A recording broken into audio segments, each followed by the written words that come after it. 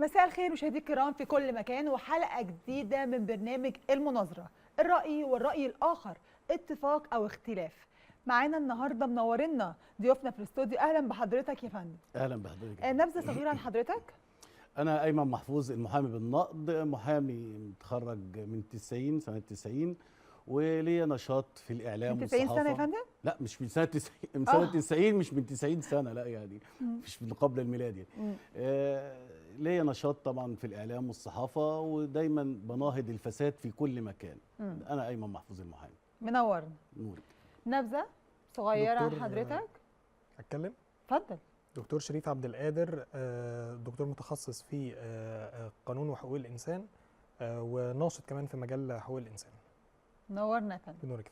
طب أنا عايزة أعرف، أسأل حضرتك في البداية كده، المحاماة آخرها فين؟ اخرها فين؟ المحاماه ملهاش اخر. المحاماه دي رساله، والمحامي ما كانش يتفاعل مع قضايا وطنه ما يبقاش محامي. كل المهن هدفها المكسب والربح طبعا. رأي ايه حضرتك لو احنا عندنا قضية ومحتارين ان تاخد القرار الصحيح فيها، نروح لأنه محامي؟ اروح ايه للمحامي. البنود اللي تبقى في المحامي او الشروط اللي تبقى فيه؟ الصدق. لان احنا دلوقتي الوضع اللي احنا بقينا فيه في البلد بقى مليء بالفساد، حتى داخل مجال المحاماه نفسه، مجال القانون، واللي هو المفروض الحته اللي بتناهض الفساد اساسا. فانا اهم حاجه ان انا اتاكد من نزاهه الشخص اللي انا رايح. اتاكد ازاي؟ دلوقتي بقى يعني زي ما بيقولوا كده، بقت شغلانه مشمومه. اتاكد ازاي؟ بص حضرتك، هي الموضوع مش بالشهره خالص، يعني ممكن في ياما ناس مشهورين لكن فاسدين. لكن هي الموضوع بيرجع للخبرات المتراكمه. لما انت بتلاقي ناس راحت للشخص ده بتريكومندو باي وورد اوف ماوث، دي الصراحه الحاجه الوحيده اللي انا بعتبر، لان فعلا بتبقى ناس جربته وناس انت عارفهم عن معرفه شخصيه. قد يبدو لناس كتير ان الكلام اللي انا بقوله ده غريب، لكن انا شايف انه دي التجربه العمليه والتجربه الشخصيه مع الانسان هي اللي بتقول اذا كان الشخص ده نزيه ام لا. بس يعني ده لازم اصاحبه الاول، اتعرف عليه الاول، اعيش شويه من حياته وبعد كده اروح له.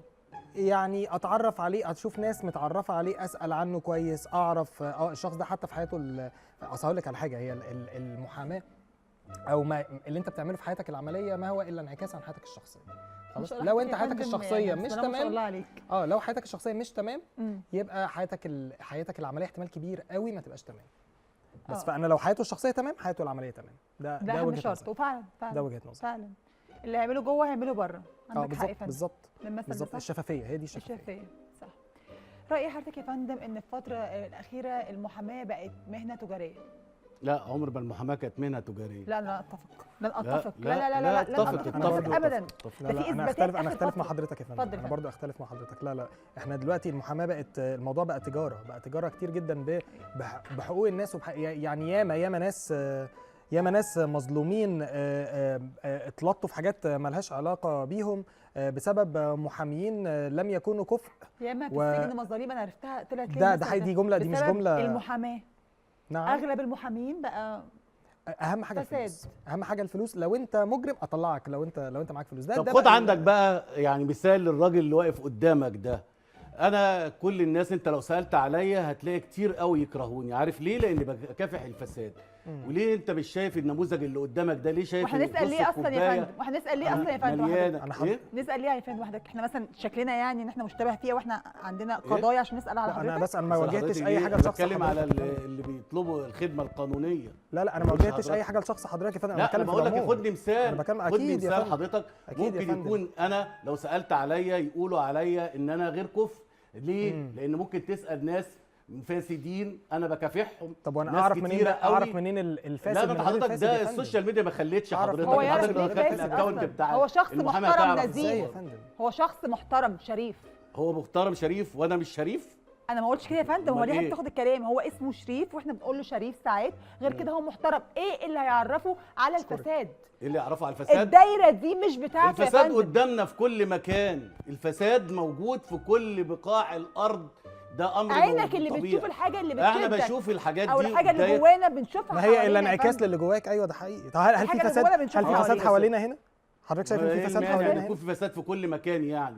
اذا كان ابن ادم خطاء، كل ابن ادم خطاء، ده ربنا اللي قال. حضرتك بتفهم احسن من ربنا يعني ولا ايه بالظبط؟ نطلع فاصل ونرجع نكمل برنامج المناظره. انتظرونا. عايزك يا فندم بقى يعني ايه؟ طبعا ربنا ده اهم شيء، بس دلوقتي حاجه بتقولها هتفهم اكتر من ربنا. ليه هو ايه غلط؟ ولا هو هوا بس حتى انا فاصل طبعا عشان بس تشوف بعتك ليه حامي. حضرتك اتعصبت ليه؟ حضرتك اتعصبت فجأة جدا يا فندم. احنا دلوقتي يعني مش الموضوع بنسجل فن بمنتهى كده كده، بس الهدوء. احنا هو ليه حضرتك سبايسي حامي ليه؟ ليه؟ كده في حاجه اسمها حماس في السبايس. حماس ايه يا فندم؟ وانت قاعد اتكلم مسرح حماس. ولا ايه؟ حضرتك إيه؟ حضرتك زعقت قاعد في لي مسرح؟ مسرح. صوتك عالي جدا. لا لا حضرتك ده, وحضرتك ده كمان اللي جنبنا في الكنترول اشتكوا. طب ما المحاماه صوتها عالي، ما صوت الحق. انت مش واقف حياتك في محكمه، ده برنامج وبرنامج محترم ويحترم. ده برنامج يحترم، الصوت عالي جدا يا فندم. الصوت العالي منه باين. دليل على ضعف موقفك ليه ده يا- مبدئيا. ليه حضرتك؟ حضرتك ليه ما يكونش صوتي في المحكمه عشان الصوت ده عالي؟ لفت للانتباه يا فندم. يعني حضرتك قطعتني في نص البوينت اللي أنا كنت بتكلم فيها. هي اسمهاش مناظره ولا اسمها ايه؟ ايوه بس انا كنت بقول نقطه معينه، حضرتك ممكن اخلص النقطه بتاعتي وبعد كده حضرتك تاخد مساحتك، يعني بمنتهى البساطه.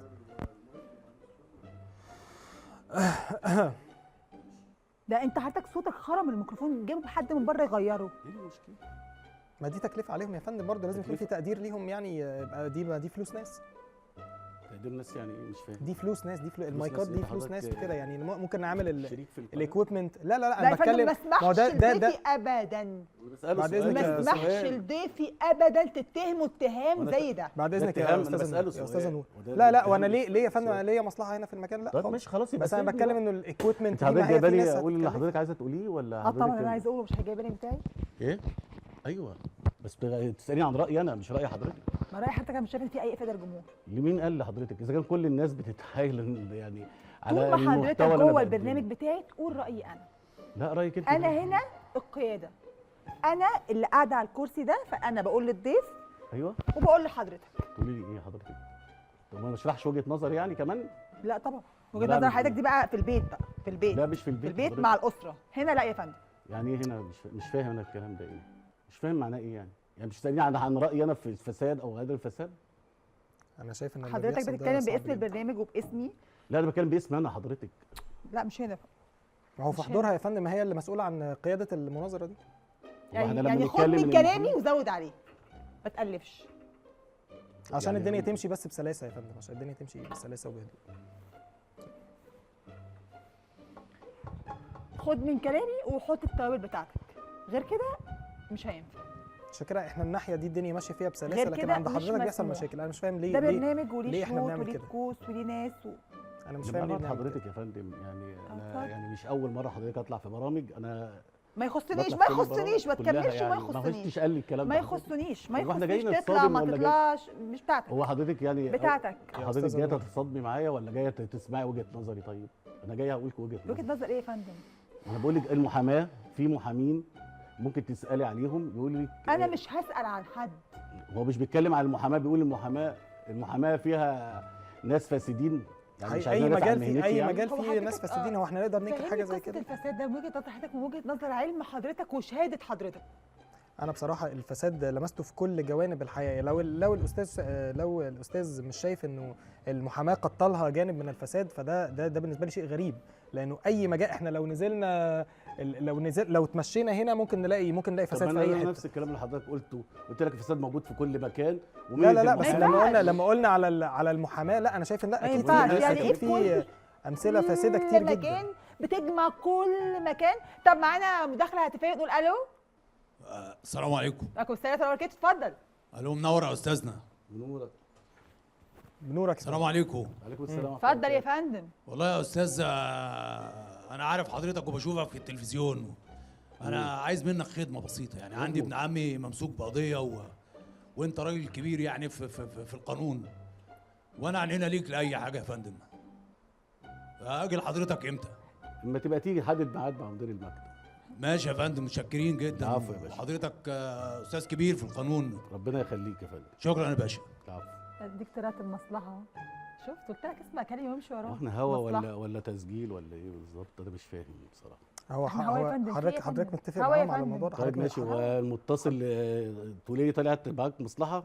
انا لو بطلع مصلحه بمصلحه ايه يا فندم؟ قصدي يعني حضرتك طلعت بفايده من الحلقه. بس ثانيه دي يا لغة. استاذ، يا أستاذ الفايده ان منور، انا انتوا اتعرفت متفقين مع على بعض ولا حضرتك ايه يا وعلى جماعه؟ الاستاذ، دي اكبر ربنا فايده. يحفظك. اتفضل اتفضل. لا انا بس لو انتوا متفقين مع بعض علشان يبقى في ماركتنج للاستاذ ماركتنج على الأستاذ حسابي، إيه؟ يبقى دي مشكله كبيره. دكتور لو إحنا- شريف انا ما لو- بسمحش معلش. برضو لحضرتك نفس الكلام اللي معلش هقوله. يا استاذه، ما هو ده اللي حاصل، البرنامج فيه جمهور. ما هو ده في- ما هو جمهور ايه يا جماعه؟ ده الناس بتتصل تعمل مصلحه على حساب الهوا اللي انا اللي إحنا قلت له عليه. اتصل، هو اللي انا اللي قال قلت له اتصل؟ اتصل يا باشا.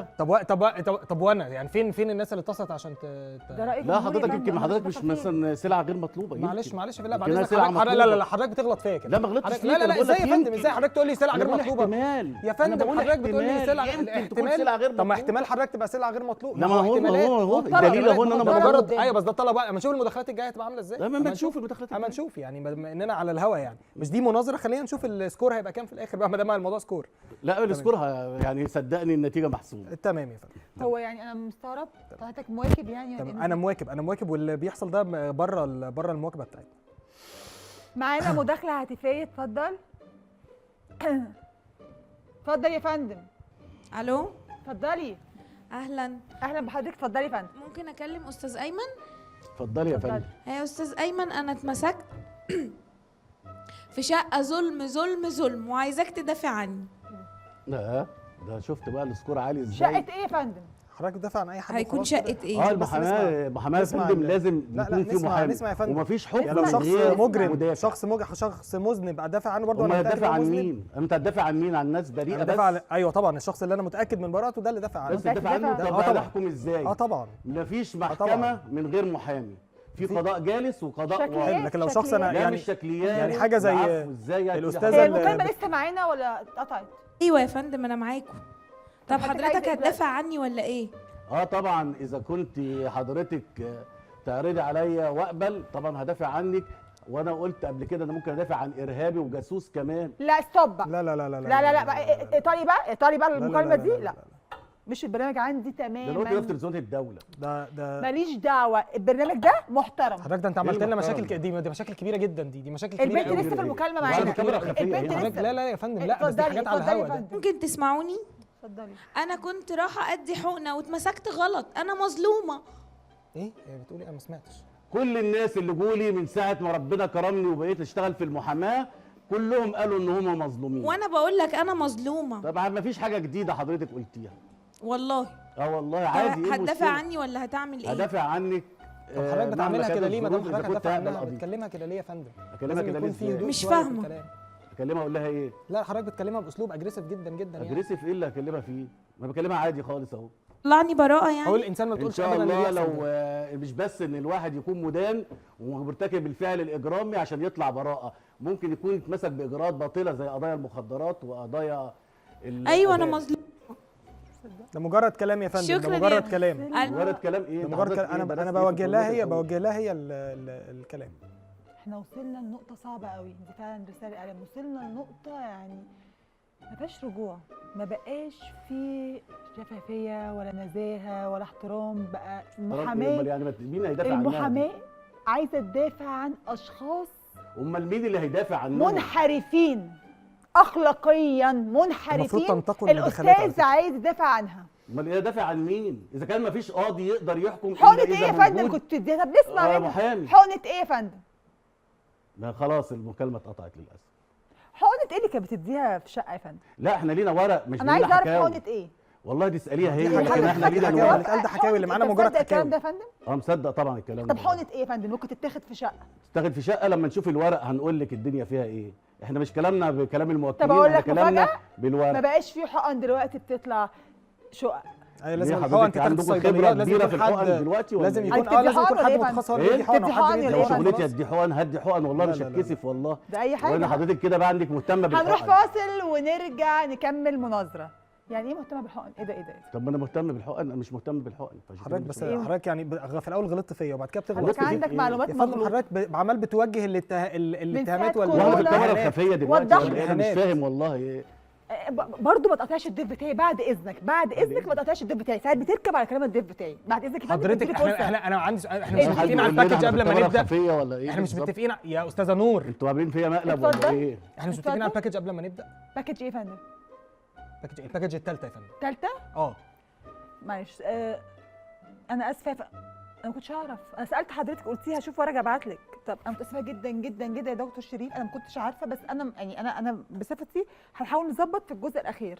انا كنت فاكره العكس، انا كنت فاكره الضيف التاني، فعشان كده اشتغلت بالمكالمات عليه هو. لا لا لا لا لا لا, لا اللي حصل ده على فكره مش موجود. اتمنى يعني احنا خلاص إحنا هنظبط- قدامنا قد ايه هنظبط. قدامنا قد ايه في البرنامج؟ انا كنت فاكره الضيف التاني حقك قدامنا قد ايه في عليا. البرنامج؟ ردي على السؤال قدامنا قد ايه في ربع ساعه يا البرنامج؟ فندم، ربع ساعه ربع ساعه. طب اتمنى في ربع ساعه دي نصلح اللي حصل. خلاص يا فندم. تمام هصلح ايه؟ بعد اذنك ده امر بيني وبينها بعد اذنك. انا ما حدش اتفق معايا. هو دافع يا فندم، هو دافع يا فندم. لا نينا تحت امرك، يا سلام. شكرا يا فندم. احنا ننجبك ونخليك احسن واحد في الدنيا. ربنا يحفظك يا شكراً. فندم والله ويحفظك، بس وشكرا خدمة على من دعمك ليا وللبرنامج. لا ده احنا عنينا ليكم. شكرا يا فندم. انا حاسس ان ده مقلب يا جدعان، انا مش حاسس. لا يا فندم، لا ده مش لا والله لو شكراً. سمحت. يعني ايه مقلب يا لو فندم؟ سمحت احنا ده حضرتك محتاجين. الموسم انا دلوقتي الثالث الفلوس اللي من دافعها دي. المناظره. بص وراك الموسم الثالث، حضرتك مش عارفني مثلا؟ لا عارفك طبعا. مقلب ايه يا للأسف فندم؟ عارفك. مقلب ايه يا فندم؟ انا الفلوس بجيب اللي دفعت دي دكاتره بتترمي في قامات الأرض يا عاليه فندم، هنا لو جدا سمحتي جدا، بقى. عشان كده اخترت حضرتك تبقى معانا علشان الاستاذ يتنجم على قفانا. تبقى قايل لي ده هي مقلب؟ لا يتنجم. معانا مداخله هاتفيه ونقول الو. استاذ ايمن ايوه سامعني؟ سامعك. الو مفيش اي أيوة. مكالمات ليا. طب قولوا استاذ شريف برضه معانا، الو نشركوا الاستاذ شريف معانا. استاذ اتفضل. شريف، ايوه يا استاذي قول معاك. يا- حضرتك انت نار على علم صراحه، سمعتك سباك. اشكرك على ذوقك. يعني أشكرك في قضيه أخيراً. يا ريت بعد ما تخلص الحلقه تكلمني، ادي رقمي للاعداد وتترافع. طبعا سيب رقم، هكلمك حالا اول ما اخلص الحلقه. سمعتك سباك وما شاء الله عليك يعني. اشكرك يا فندم على ذوقك وعلى احترامك، متشكر جدا. هي دي الناس المتابعه واللي مواكبه الاحداث اللي بتحصل. المواكبه الاحداث فعلا فعلا. ايوه يا حضرتك فندم، الناس ابديتد يعني طول الوقت لأنك بالقامات عملت ثروه كبيره، فلازم برضو ان احنا برضو يعني ناكد على ان تحقيق أكيد. الثروه هو ربنا النجاح يحفظك في يا حد فندم، ذاته. وشكرا أيوة طبعاً يا على فندم. يعني على الروح الرياضيه دي. لا طبعا نفس اكيد. المجال بس انت بتدعمه. طبعا ادعمه طبعا، هو يكسب يا يعني، فندم. بس مكحه من اول مره. حضرتك حسدت ولا ايه يا قادر فندم؟ حضرتك حسدتني تقريبا. اكيد. حلوة الروح الرياضيه دي تبقى في نفس المجال. طب احنا بنقول برضو ان احنا برضو في فساد طب بنوجهه. عايز أسأل حضرتك فعلا اتفضل. في فساد مثلا على مواقع بس مفيش التواصل فساد حوالينا، الاجتماعي. مفيش فساد حوالينا. لا ده انت قلت كده خلاص، بدل حضرتك يعني حققت ثروه كبيره فيبقى انت ناجح فتقول اللي انت عايزه. لكن في فساد موجود معانا في مداخله تليفونيه ونقول في فساد الو. موجود في التيك توك، اتفضل يا فندم. وموجود في مواقع اتفضل. التواصل عليكم ورحمة الاجتماعي. الله. سامع حضرتك ازي سامع. حضرتك يا فندم؟ الاستاذ شريف اللي مع حضرتك ساقط ثانويه عامه، كان معايا في الدراسه وافشل من خلق الله. اقطع يا عم، اقطع ايه يا اقطع استاذه؟ بسرعة. بتضحكوا على الناس، يا بتضحكوا على الناس. جماعة. اقطع يا عم، ما تكشفوش بتضحكوا على الناس كده، يا حرام استاذي عليكم. بعد اذن حضرتك انت مين يا عم واخد انت؟ بالي حضرتك. اسمي مين أصلاً؟ يوسف زيدان. طب معلش. انت مين اصلا؟ كنت مع حضرتك في المدرسه، ولا وكنا حضرتك بنتعرف ولا سواء بتاع، ما ثانويه عامه أعرفش. وبتضحك أنا على عارف الناس مين. ومشتري شهادات زور وبتضحك على بعد اذنك الناس. يا استاذي، بعد اذنك. حرام ان بعد انتوا إذنك يا بتضحكوا على الناس أستاذ. كده بالكلام لو ده. يا استاذ قطاعي عليهم هو اي حد كده. اقطع عليا ليه يا فندم؟ انا مش بقول الحقيقه. هو اي حد حضرتك كده خلاص. هنطلع فاصل ونرجع أيوة، كويس ان احنا نكمل نطلع فاصل. المناظره. كويس. طيب بعد اذنك بقى انا رايح اكلم استاذ عبد الناصر عشان اللي حصل ده ما ينفعش. يا فندم طب استنى بس هبعت بس لك بس بقى اسكتي هبعت بقى لك اسكتي حد بقى قسم المالي. اسكتي بقى. عنده حق، عنده حق. حقه طبعا، هو دافع. انا الغلط عندي انا طبعا، عن فريق الاعداد. واحد ده دافع عنده حق. نرفز هيطلع. مش ممكن ده هوا، يسحب مستحيل ده هوا، مستحيل ده هوا.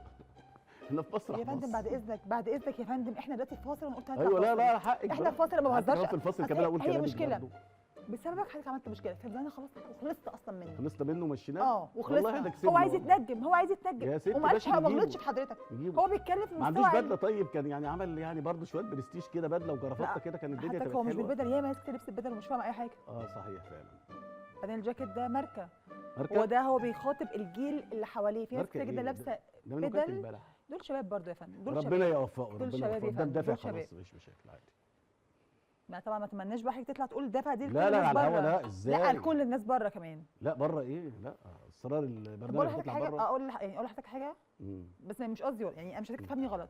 حضرتك عايز تشتري باكج معانا؟ لا انا اشتري ايه اذا كنت انا الباكج؟ انت بتهزري. يعني اذا كنت مش فاهمه اذا باكج، انت مش حاجه باكج، هو دافع ليا هو أنا. دافع هو بيتنجم على قفا حضرتك. على قفا حضرتي؟ اسمها قفا حضرتي؟ في اعلاميه تقول قفا حضرتي؟ انا بفهم حضرتك. الموضوع اتحل. المفروض طب شكراً ليك. كمان حضرتك ليك نسبه من المبلغ اللي انا دفعته، بس ما اعرفش بقى. لا قبضني الاول يا حبيبي عشان نجم حضرتك براحتك. مع الحسابات بقى، مع الحسابات. فلو سمحتوا بس هو كده إيه؟ اصلا بيدعمك من غير ما تدفع. ده كله ما عشان كده انا يعني قررت انه بس على الاقل جزء من اللي انا بدفعه يروح للاستاذ. احنا بس يعني لو سمحتي يعني الوقت الفاضل في الحلقه لو سمحتوا تساعدوني ان الصوره بتاعت طب الحلقه انت مش بشكل كويس. مساعدنا، احنا كان نفسنا أيوة نساعدك صح، لكن انت اهدى مش مساعد اهدى نفسك. فين يا فندم ده يا فندم؟ إيه حضرتك ده؟ عمال واحد بتزعق أقول لك فيا إنه انت حضرتك اهو ساقط حضرتك- ثانويه عامه. طيب احنا بقى ممكن طب نشوف هنجيبك ازاي يعني؟ نشوف ممكن نداريها ازاي لو سمحتوا لو سمحتوا. هنداريها، نحاول نداريها. طب معلش بس. يا دكتور اشكر فيه معلش عشان خاطر وانا مش أشكر صادق حضرتك معلش. مش حضرتك كنت بتقول انه ما ينفعش نصدق اي كلام وخلاص، حضرتك بتصدق اي مداخله وخلاص؟ صدقت بصراحه ليه لما يا شفت فندم؟ حضرتك والله. ليه يا فندم؟ ليه يا فندم؟ ايه ده؟ وحياة ربنا إيه ده؟ انا اول ما شفتك لا كده لا لا قلبي لا لا اتشرح. لا يا بأمانة. فندم شكرا يا فندم، شكرا على ذوق عفوا حضرتك، والله. شكرا على ذوق طب حضرتك. هتنفخ معايا يا فندم؟ هننفخ متشكر معلش. شكرا معلش شكرا يا فندم. شكرا لو سمحتي ممكن نخلص بقى الحلقه دي بتنفخ عشان على خلاص. كام بس عشان يعني اخرك ايه مثلا، او خليك ايه دكتور في الجامعه اعمل لك ايه يعني انا يعني آخرك؟ هسيبك انت، احنا هنرجع نتفاصل، هسيبك انت بقى تقدمه. انا معهد عشان سنتين خاطري. خلاص، انا معهد سنتين ممكن بقى نخلص بفهم. بس عايزين نعلي بقى أنا الدنيا. معهد سنتين بس انا وعامل انا محامي مش يعني معلش، طيب. بس انا مش صاد انا مش صاد ثانويه عامه، انا مش صاد. هو قال ان انا صاد ثانويه عامه، انا معهد سنتين، فالراجل ده كذاب. خلاص انا دلوقتي وصلت خلاص للحته اللي انا كنت فيها وصلت بالفلوس خلاص، امر واقع تمام. أنا فهمت. وانا جيت هنا ودفعت لكم عشان الباكج الفلانيه خلاص. ما ينفعش ابقى متفق على حاجه وبعد كده يحصل بقى ايه لغط ولخبطه حصلش وبتاع. الاستاذ يمكن ما اعرفش انت ما رستيهوش قبل ما نبدا. لو كنت كنتش أعرف. قبضتني يا أيوة، اخويا أيوة، كنت أيوة. رسيت على عندك حق. الحوار لكن ما طيب اهو قبضتش. حضرتك عايز كام؟ ايه حضرتك عايز انت كام؟ بتدفع كام؟ لا اللي حضرتك عايزه اديهولك. هو باكج اللي الحضرتك خدها بكام؟ عايزه 45000 الباكج اللي ده واخدها. بيدفع 45000 بس طبعاً. بس كنت اشتري لك جاكيت حلو عن كده برضه يعني يا فندم أفضل اصل هي يعني. الموضوع مش باللبس، خليتها 50 الموضوع مش يعني باللبس. كنت حضرتك خليتها الجاكيت ده 50 ماركه كده. الباكج بتاعتنا الجاكيت ده شيك جدا. ايوه حضرتك زود وغالي زود جدا. يعني زود شويه يعني الجاكيت عشان برضه. الجاكيت ده غالي زود. جدا. لا، لا، جاكيت لا، لا، غالي جدا ومن الشكل بره غالي خالص. من باريس اصلا خلاص. باريس مين يا بس- حاج؟ يا باريس أستاذ- ايه يا حاج؟ يا استاذي يا استاذي يا فندم ايه يا استاذ حضرتك هتعرف في انا سوق هتعرف الجمعة ماركه حضرتك الماركه في اللي أنا الامام حضرتك في هتعرف واحد الماركة شايفه اللي أنا لسه لابسها؟ شبهه بالظبط. وانت ايه اللي طيب وديك يا سوق فندم، الجمعه؟ ده بقى ما حضرتك أعرفش. بتفرج على تقليد امير يا في فندم. التيك كنت توك. فين هناك؟ تقليد بتعمل يا ايه؟ فندم. بتفرج على التيك توك. تقليد تقليد يا فندم. طب لو تقليد، سمحتي بقى نختم الحلقه دي عشان خلاص انا فاض بيا بصراحه. طب بقول لك كلمه بقى، ما بهزرش، ما اسمعش صوت حضرتك. ليه بقى؟ ليه؟ علشان انا قلت لك تساعدني ننجمه، فانت بتستفزه اكتر، بس فما ده اسمعش في صوتك الفاصل. لنهايه الحلقه. في الفصل ورجعنا بس مره تانية ولسه مكملين في برنامج المناظره. النهارده كان معانا تصويت من الجمهور. طبعا دكتور شريف عبد القادر نسبته 98%. شكرا. برافو انك كسبتني. والأستاذ- اول واحد في الدنيا يكسبني. شكرا. هي كانت نتيجه متوقعه يا فندم. كانت نتيجه والأستاذ- متوقعه. ايه خدت 2% بس؟ الاستاذ اسم حضرتك يا فندم؟ لا حضرتك ده دوري اسال الاعداد ممكن يقول لك طيب أنا نسيت اسمه والاستاذ والله في هو الحلقة. محامي، هو بيقول ان هو محامي. بيقول اسمها بيقول 2% يا فندم. برافو ده حتى ما فطبعاً- خدش حتى صنايع بيها حتى ال 2% دي في المعهد أنا مش سنتين عارفة بيبقى تمام. بياخد طب ماشي حلو قوي. تمام. خلاص ممكن كده نختم طبعا الحلقة النسبه راحت لحضرتك، وحضرتك نورتنا برافو وشرفتنا. برافو يا فندم يا سقف. فندم. لا ابقى فرحان بيه والله 98%. شكرا. لو ممكن ده كلنا أنا نسقف يا دخل- جماعه ده أنا للنتيجه دخلك دي طب نتيجه كبيره. مرتاح. دي نتيجه برافو كبيره. عليك. معلش برافو، سامعين برافو. صوت ده دكتور شريف عبد القادر. طب دكتور انا عايزه اقول لحضرتك حاجه، ازاي في السن الصغير ده قدرت تحقق كميه من النجاح اكبر منك سنا، ويمكن بيدعوا ان هم اكثر منك علما وهم مش فاهمين اي حاجه، وحضرتك تقدر تناقشهم او تقدر تخش المناظره وتكسبهم، وزي ما بيقولوا بلغه شباب وتعلم عليهم، ازاي يا لأنه فندم؟ ده اتس نوت اباوت السن خالص خالص. اتس اباوت العلم اللي موجود عندك والخدمات اللي انت قادر تقدمها للناس. وانت بتقدم خدمات، انت خريج خدمات بتاعت الثانويه العامه. يا استاذي يا ايوه يعني خدمات يا يعني استاذي انا بوجه خريج ثانويه عامه حضرتك خدمات حضرتك كأنك بتقطع مش عليا. سامع. هي منازل يعني حضرتك كأنه مش متضايق قاعد. انه حضرتك خدت 2% كأنه بس مش في قاعد. مش مشكله عادي لا، يعني عادي. هنشيله في المونتاج. خلاص، فندم خلاص، هو مضايقك الأستاذ هنشيله في متضايق. المونتاج نعم. هو وصوته. تمام كانه مش قاعد. تمام. فزي ما بقول لحضرتك اهم حاجه اللي انت بتقدمه آه. للناس هو ده اللي بيحكم. اتفضل. هو ده اللي بيحكم. مم. بس فانا بحاول اقدم قدمت للناس للناس طيب عشان نعرف كملي. انجازاتك بعد إذنك. العظيمه بعد اذن حضرتك بعد إذن حضرتك. ويعني الحاجات العظيمه أنا، اللي حضرتك آه، بتديها نعم. للمجتمع يعني. سيبه يكمل في نفسه. أيوة. فاللي انت بتقدمه للناس هو اللي آه. بيحدد حب الناس ليك. ما هو ده في اذا ما يعني حدش هي- عارفك وقالوا هي انت ساقط سنتين هي يعني. يعني نسبة معادله وتناسب. رايحه راجعه. نسبة مش يمكن تهتم بالسوشيال ميديا تبقى اشطر من كده شويه. وكل ده هينزل على السوشيال ميديا. برضه كل ده هينزل كل ده تتشير هينزل شوية. ولو سمحتي الرياكشنات بتاعته دي تنزل كمان على السوشيال ميديا. انا ما عنديش أي طبعاً. مشكلة. حضرتك فريق لا، لا، الاعداد لا. تحت بيقطعوا بيعملوا ستيكر أيوة، وهينزلوها على بس السوشيال ميديا. اشوف الفيديوهات قبل ما تنزل عشان بس تبقى في مصلحتي بقى. هتشوف يا فندم هنعمل ايه. بس كده فده ده الانبوت بتاعي في السؤال بتاع حضرتك يعني. طب احنا كلنا استفدنا جدا وكانت حلقه استفدنا عظيمه. ايه؟ انا ما استفدتش حاجه. احنا مالنا ما بيك استفدتش اصلا، حاجة. احنا مالنا بيك اصلا. أنا استفدت. احنا استفدنا وحضرتك و- هتستفيد بعد و- الحلقه برضو ما احنا اتفقنا. مش مفروض حد يعني مش اتفقنا. ضروري حد تستفاد، احنا المهم بس ان الثلاث كراسي دول يعني يتملوا.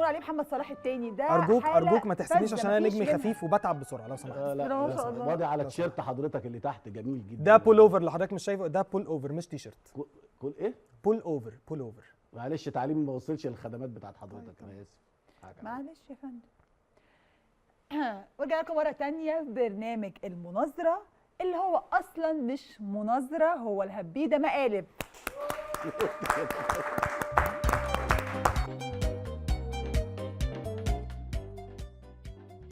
نذيع الحلقه يا فندم؟ لا، سعيد بيها جدا. واحنا سعداء جدا بيها والله العظيم، وعلم حضرتك فوق راسنا، نورتنا وشرفتنا. المشكله ان كان الناس مستنيه هوا في مواضيع مهمه. معلش يا دكتور، ان شاء الله المره الجايه نناقش قضايا هامه تخص المجتمع وتخص الدوله وحضرتك تفهمها لنا. يا رب شكرا جدا لحضرتك، انتظرونا في حلقه جديده من برنامج الهبيده.